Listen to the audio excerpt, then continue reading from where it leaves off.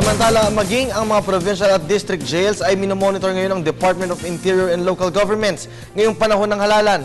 Ito ang buod ng ulat ni Grace Refama Simando ng Radyo ng Bayan Naga. Magandang hapon sa iyo, Grace.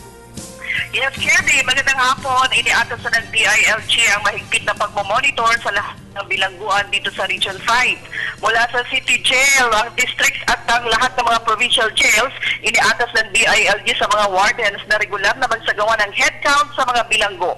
Ipinahayag ng isang mataas na opisyal ng DILG dito sa Bicol na noong pa mga nakalipas na taon daw ay minsan nang nagamit ng mga tiwaling politiko ang mga bilanggo sa paggawa ng mga hindi kanais-nais na misyon para lang mapaboran ang pagkapanalo. At ito ay nangyari election hotspot na Masbate.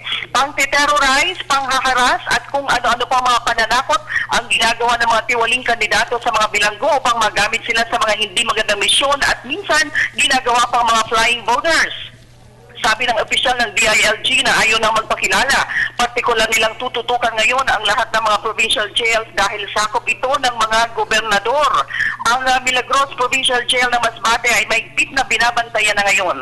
Inaatas din ng ang pagsagawa ng mga head count sa mga bilanggo ay dapat may koordinasyon sa mga gobernador. Radyo ng Bayan Naga, Grace Refama Simando para sa Telebisyon ng Bayan.